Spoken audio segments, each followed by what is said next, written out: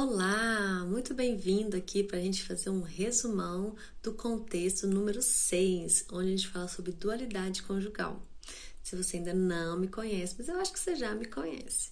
Mas vou repetir meu nome, eu sou André Ribeiro, sou psicóloga clínica, sou terapeuta sexual, sou cristã e vim aqui para a gente fazer um resumo junto, né? Eu espero que você esteja estudando o contexto sobre sexualidade. E nessa semana, como eu falei o tema já, né, dualidade conjugal, a gente viu sobre uma perspectiva de como Deus vê o casal, né? E o que faz uma somatória correta.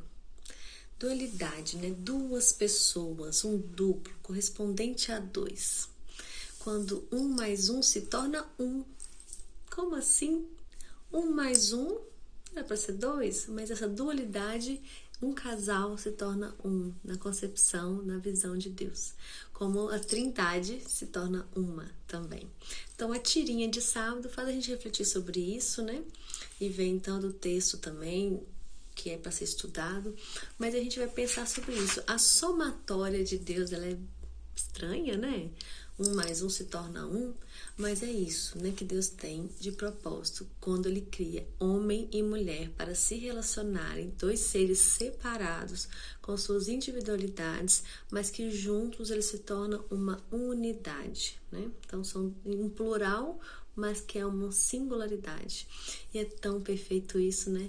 Onde a gente tem todos esses aspectos individuais de cada um, de personalidade, de caráter e tal, mas que quando juntas eles vão se tornar um perante Deus, né? Então é um Deus triuno que nos criou a imagem dele, mas que também estabeleceu o casamento de uma forma normativa de ser feito entre homem e mulher. Okay? Então essa perspectiva bíblica de se tornar só uma carne entre homem e mulher, tornando assim essa matemática bíblica perfeita. Passando para segunda-feira, a gente tem a somatória de que mais pessoas dá erro. Então, perante Deus, vendo tudo que a gente está fazendo, um mais um se torna um, né? Essa dualidade, esse casal. Mas se tiver pessoas externas, né? E aqui vai falar um pouco sobre a questão da poligamia, do poliamor, de amar mais de uma pessoa, né? E eu gostei muito da questão, assim, que por mais que na Bíblia teve alguns relatos, tem exemplos na Bíblia que devem ser seguidos e outros devem servir de advertência, né? E na prática, nenhum exemplo bíblico de levirato conduziu as pessoas à poligamia. Então, não é para te instigar a viver a poligamia, né? É um relato ali, mostra todo também advertências, né? Exemplos para ter de advertência. Então, existe sim a questão da proibição de poligamia, né? É uma abominação, é uma imoralidade. O casamento monogâmico é o considerado por Deus, o ideal por Deus para a humanidade, conforme Ele criou na criação. E tem toda uma questão, gente, que tem o que é introduzido na sua vida, na sua relação, que colabora para essa somatória a mais. O que é vivenciado aí? O que você traz para essa relação que tem uma pessoa a mais nessa relação, né? Às vezes é de uma forma virtual, né? Quando assim o casal concorda em ter vídeos de pessoas participando na relação sexual, quando eles concordam de ter uma troca de mensagens. Então, devagarzinho a gente vai tendo relações poligâmicas, né? Dentro do casamento, mesmo cristão, né? Por pequenas interferências que vão dando de liberdade desse contato ali sexual com mais pessoas. E não só o contato sexual, mas o contato amoroso. Então é uma advertência para vocês pensarem, né? O que está sendo introduzido no seu casamento, né? Na sua relação aí de uma pessoa a mais. E na terça-feira falou de um tema muito importante, né? Que 1 mais 0 vai dar erro também. Quando a questão da sexualidade, do prazer, é vivido sozinho. Então, a gente vem a questão da masturbação e falou bacana, né? A tema da masturbação, sim. E masturbação, né? Não consiste somente na estimulação com as mãos, né? Pode ser feito com objetos. Você pode estar masturbando o outro com contato físico, né? Ralando, como se diz. E Deus não fez esse propósito. Por mais que tem várias demandas, né, de que a masturbação traz benefício, autoconhecimento, você pode entender sobre o seu corpo sem precisar de dar-se prazer sozinho, trazendo ali uma percepção de seu próprio prazer ser o suficiente. Então, Deus quer que você tenha prazer com o seu cônjuge, quer que você se conheça sexualmente, você se dê prazer. Então, quando você faz isso sozinho, você está tirando o outro de cena, mostrando para ele que ele é desnecessário. Então, a masturbação não envolve só tocar as genitálias, né? Ela envolve para Deus também o seu coração. E na sexualidade, né, a gente vê prejuízos da masturbação no quesito de disfunções sexuais, dificuldades ali de ter uma conexão com a parceria, né, um envolvimento sexual adequado, uma resposta sexual com déficit, então um problema ali na ejaculação, um problema no desejo. Então tem várias questões que estão envolvidas na masturbação, até na questão fisiológica e sexual, não só na questão bíblica. Então eu particularmente falo muito disso no consultório, quando vem demandas ligadas à sexualidade. Sempre faço na anamnese a pergunta, né, se você tem um hábito da masturbação. E vamos trabalhar então ali para fazer essa mudança necessária, porque tem prejuízo sim na vida sexual. Então, assim, causa sensibilidade diferente, sabe? Pode ter lesões, pode ter traumas na parte íntima. Então, tem várias questões envolvidas aí, que não são só bíblicas, como eu falei. Então, eu gostaria que você pensasse, pesquisasse, procurasse, né, informações sobre isso. Mas a Bíblia fala, né, que é uma experiência de masturbação puramente hedonista, né, puramente procurando o seu próprio prazer. E ela focaliza as sensações físicas de estimulação sexual contrária ao conselho bíblico. Então, na parte de terça, dá uma pincelada bem bacana sobre isso. E a gente vai ter, então, uma questão na quarta-feira, né, desculpa, que o casamento não é o final da jornada, né? O que é ser casal ali?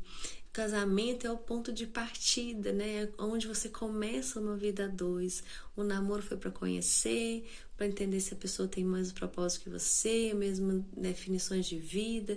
O noivado foi então essa preparação do casamento e não encerra ali o casal no casamento. É que começa tudo, aí que vocês vão estar vivendo uma vida pura, no sentido de entrega, né, de conexão, de conhecimento um do outro, de sintonia. Então, casamento é ponto de partida, ok? E ficou uma pergunta aqui que eu achei bem interessante, né? O casamento não resiste mais às adversidades da vida? E aí? E outro ponto, que elementos são necessários para haver um casamento? Eu vou escrever 3 pontos aqui que são elementos necessários para manter um bom relacionamento. Admiração, respeito e amor. Tá tendo isso na sua relação?